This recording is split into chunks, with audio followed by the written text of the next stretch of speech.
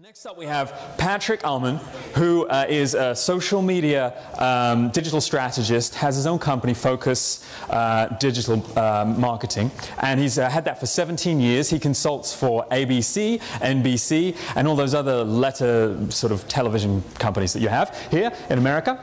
And I'd like to welcome him out onto the stage because he is an advocate of roll up your sleeves and start throwing punches marketing, and I love that kind of stuff. So, welcome, Patrick. Thank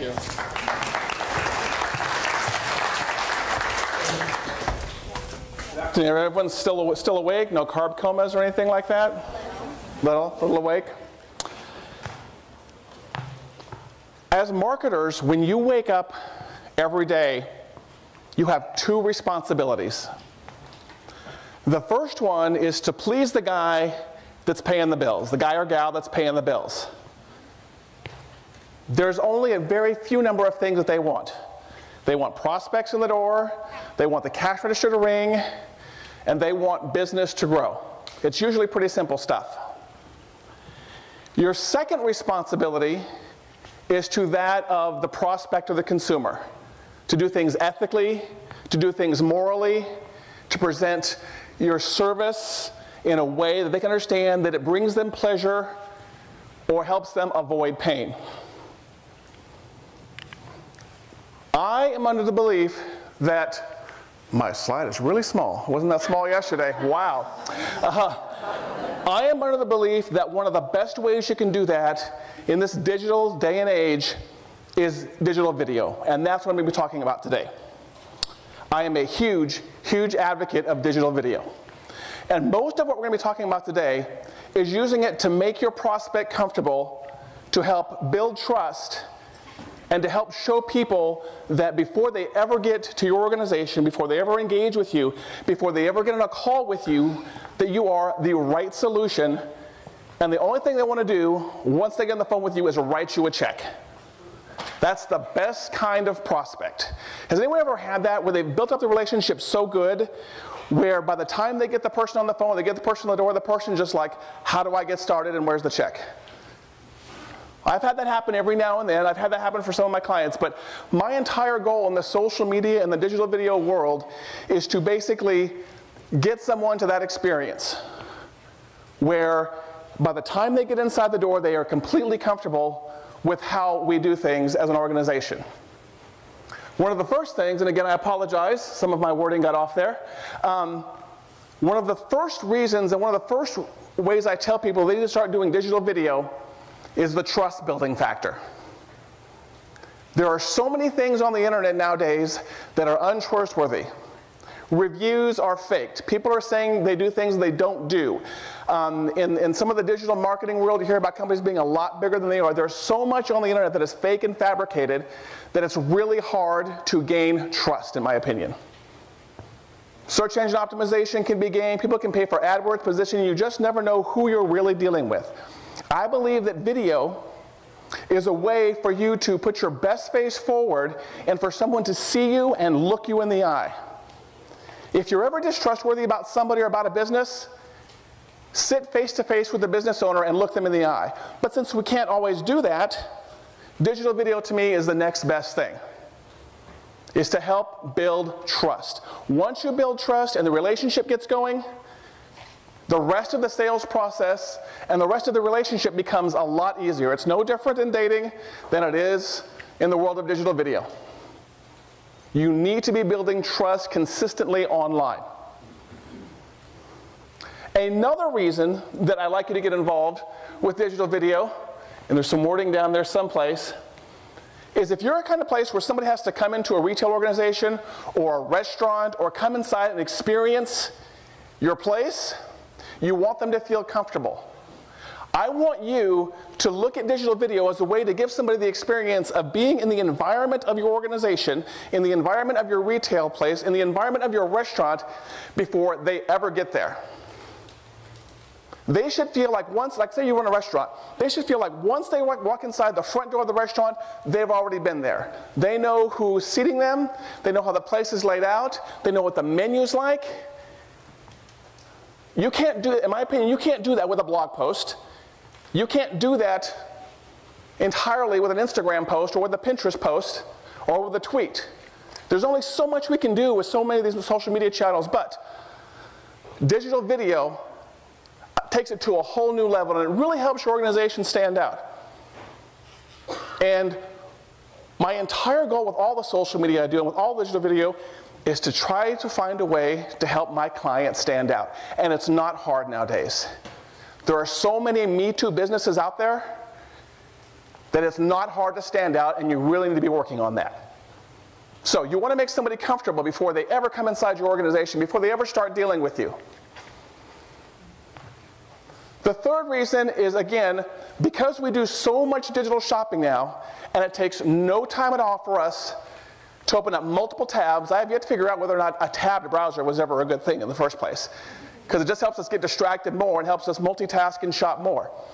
In this day and age, when somebody can go on Amazon and buy so many products that are commodities, and people are trying to make you a commodity, it's important for someone to see a face on your business, whether it's the business owners, whether it's the people that are working on the front lines, whether it's the people that are working behind the scenes, or whether it's a dog in the business. One of the companies I'll be talking about later, Wistia, they have a dog that's always in a work. And almost every video they put out has the dog in the video. The dog is an employee. Heck, as far as I know, the dog might even get paid. But you want to put that face on your business. You want someone to see that there are real live people working there. I was thinking about some of the customer support experiences I go through, and to me, customer support can make or break a company. Has anyone ever emailed support@somecompany.com and gotten a response back that said, "We've solved your problem, here's the resolution, thank you," and the signature line just says, "Customer Department," and it's from support@customername.com. So you got support, but you just really have no idea who it came from. I don't know about you, but I really despise that experience. I like my support, I like my sales, I like to see the face of the people in the business. That's one of the things that video does for you also. Evergreen marketing. I really like producing evergreen content pieces. And what that means is a content piece that's as relevant today as it is a month, as it is a year from now. This is a very important phrase, and if you're not using it, please start using it. Evergreen marketing. You want to be creating content that is good for a long, long time. I've got a blog that has 150, 160 blog posts on it, and I go back all the time and I reshare some of the video work I did on that blog from 2-3 years ago.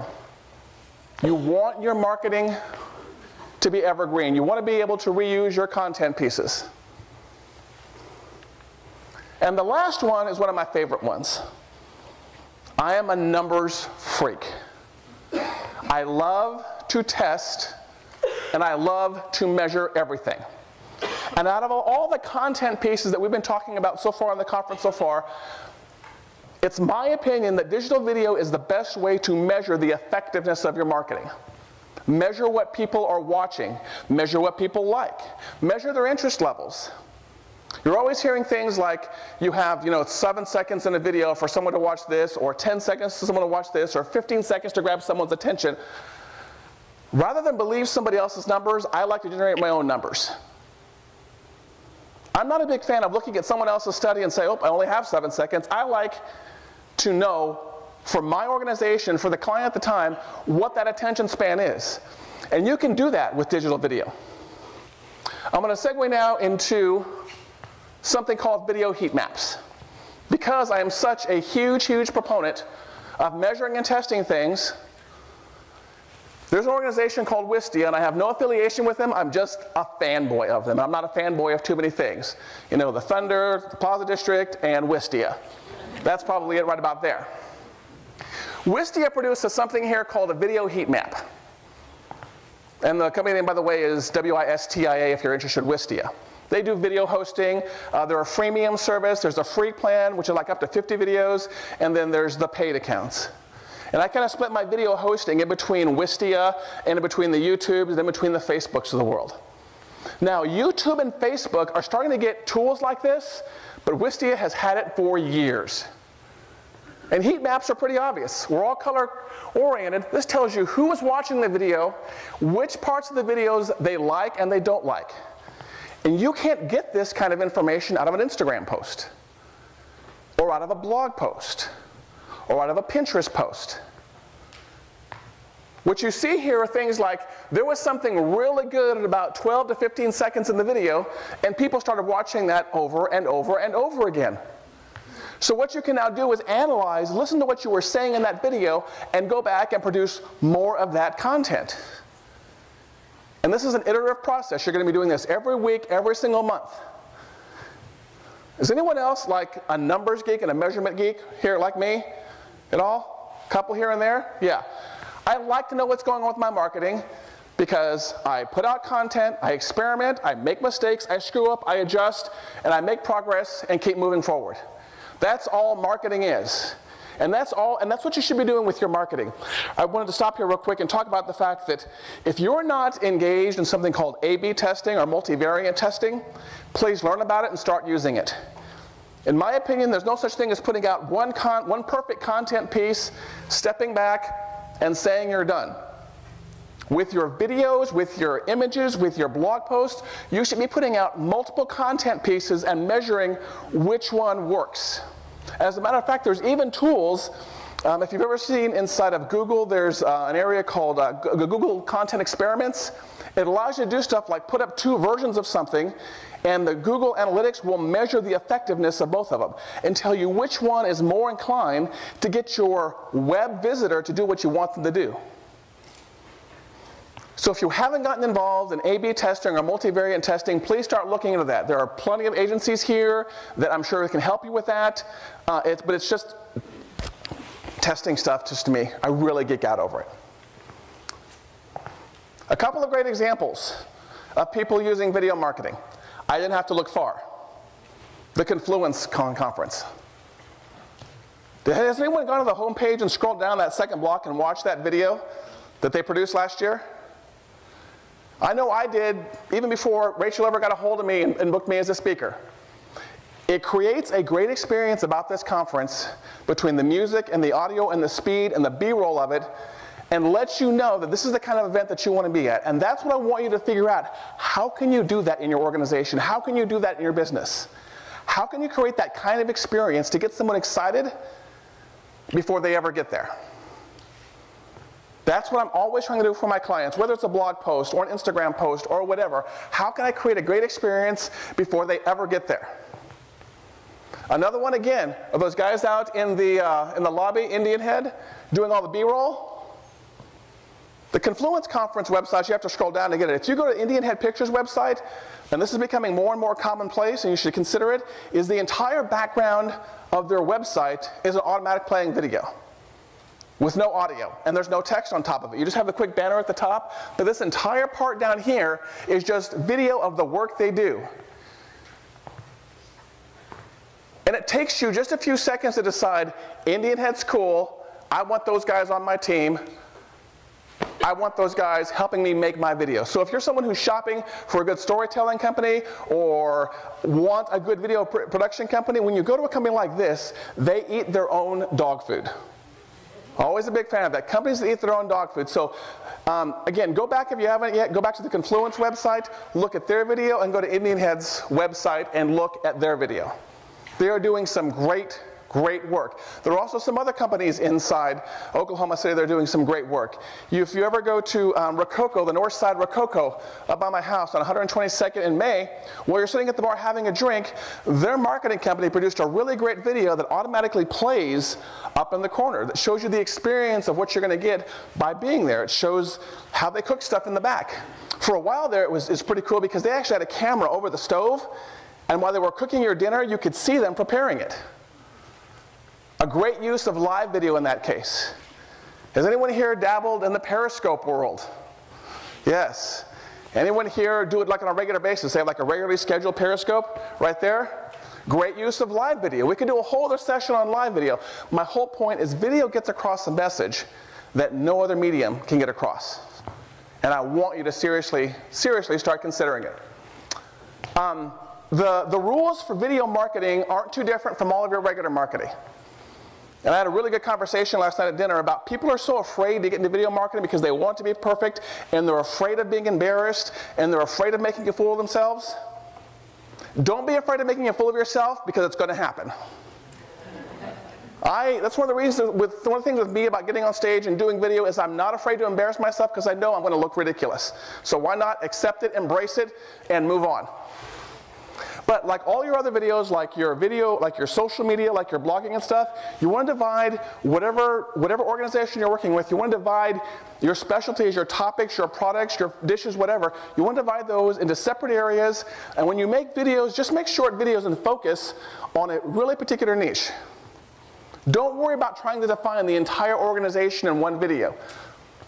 Make small, specific videos about very specific topics.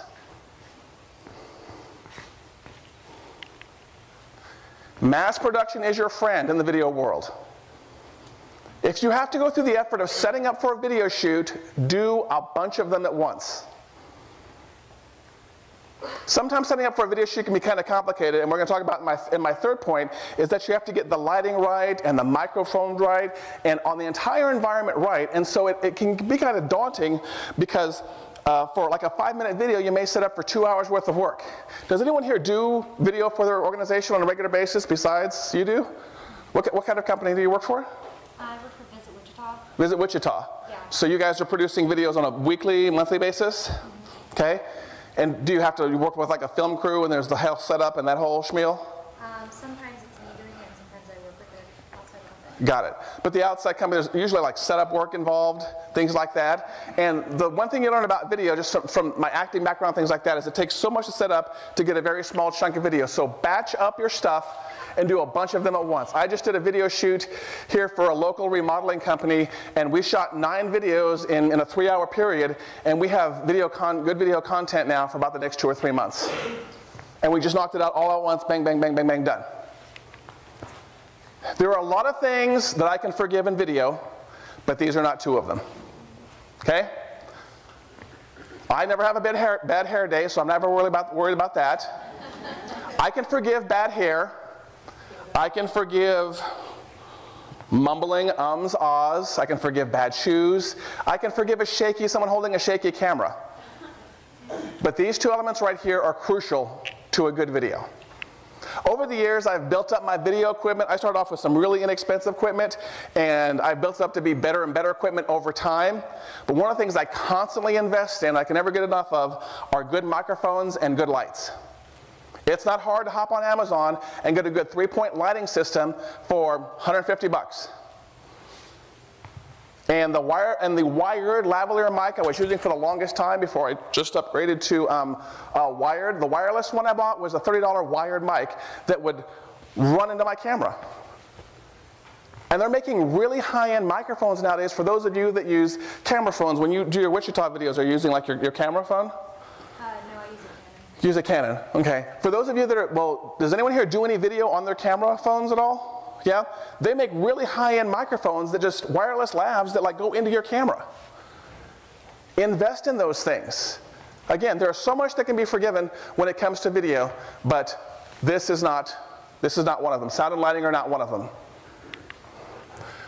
The most important slide towards the end is, of course, the smallest. Again, we had some slide issues. We were talking last night at dinner with your MC here, and he was very excited to hear about this, but one of the things he pointed out that I agree with is that people are afraid to jump into digital video. And like I said earlier, don't worry about it, because if you're worried about making a fool of yourself, don't worry about it, it's going to happen. But please look into it. Please start doing it. Like with most things that you're afraid of, done is better than perfect. That is just one of my key phrases when it comes to marketing and things in general, is done is always better than perfect. So that concludes most of my presentation right there. Do we have do you want to come out, sir? Thank you, Patrick. You may have noticed that I'm not afraid of making a fool of myself either. I'm a real advocate of that. I think you just got to jump in and get started. That's how you get better, right? Exactly. Exactly. It doesn't work for swimming, but it works for digital video, okay? So I'm sure there's a ton of questions here because there's a lot of, you have a lot of experience of how you move from that first year one to year 17 of doing all this stuff, all the little bits and pieces that need to come together, and you can start tomorrow. Yes. But you got a lot of experience here. So some questions. Madam. GoPros. Yes.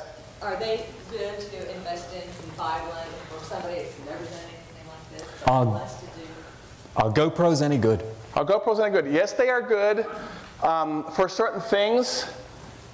And I think they're a decent investment. I would say if you have a smartphone, start with that first. GoPros have like a very limited amount of time you can record on them. And so they're not horrible, but are they the best thing? I'm not going to say they're the best thing. So again, if that's all you have access to, stop asking questions, go buy the GoPro, get it charged up, and get to town. So I don't know if I have answered that. Your phone, yes, your phone. Start there. I would start with that before you ever worry about a GoPro. Yeah, just strap it to your head with exactly sellotape. So and get on that mountain bike and go down, the New Mexico trails. Any other questions? Do you see one over here? Yep. What are your favorite channels to launch your videos onto social media channels? Favorite social media channels to launch my stuff onto? It depends on the videos. If I'm doing like more private training videos or stuff I'll use like in landing pages or squeeze pages, I'll use Wistia, and I actually don't share them out. But some of the news-based stuff or product-based stuff, one of the first things I usually do is I upload directly to YouTube, and I will then turn that into a blog post on the company's website or whatever it is, some kind of blog post, and share it out on social media. Back in the day, like is 3 months ago in social media world, back in the day you would then hop over to your fan page and then just post a YouTube link, but of course Facebook's trying to get into that social media game now, so I then take that MP4 file, that MOV file, and upload that over on Facebook directly. And then everything else, to tell you the truth, is usually a share back to one of those two. I'm a big fan of putting my videos like in one place and then sharing everything else, getting people back to that particular place, whether it's a blog post or the YouTube channel, things like that. Does that help? It does. Okay. It takes so much time to edit it down for each channel. So Yes. I'll let you know that. Yes. Yeah, I have to give Facebook credit. They're really getting good in that video game. If you look at their blog posts, they say that they're slowly passing YouTube. Well, of course they're going to say that. I don't really believe that, because they're looking at some very specific things. And when you're comparing apples to apples, I'm still a big fan of YouTube first. Great question. Other questions? Trimming down your process, complete video process, and saving time. Yes. How do you do that? Video is a very time-consuming process. How do you slim down that time? How do you slim down your video process? By one, being willing to live with the casualness of it. If you stumble over something and you make a mistake or something, give yourself that take, go for a second take. If you do it a second time, screw it, do it, what do they say, screw it, do it live?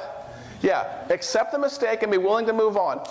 For a while there, and I've gone away from it a little bit, but I'm going to get back into it, I was doing a weekly series called 3 in 5 with Patrick Allmond, where I would do 3 marketing tips in 5 minutes. And there's an intro, there's me talking about what I'm going to talk about, then my animated intro, and then my actual 5-minute spiel.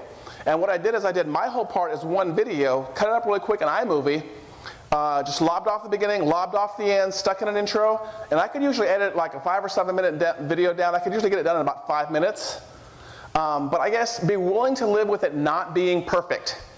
Get it out. You're going to do another one next week. You'll get a little bit better on that one. And that keys in, I think, a little bit to something Dana was saying, which is that brands like people can be imperfect. And Danica repeated that. We like those 4.5 reviews. Right. And when we see a video of you and you stumble over a word and you swear, we'll like it. Yes. You're real. You're a human being. With a filthy mouth. Exactly. I'm a dirty, dirty girl. I'm a dirty, dirty girl. Something else I would emphasize about that also is please shoot behind the scenes video. People like me love the behind the scenes stuff. If Indian Head's back there shooting B-roll down here in the green room and back what's going on back there, I love that stuff.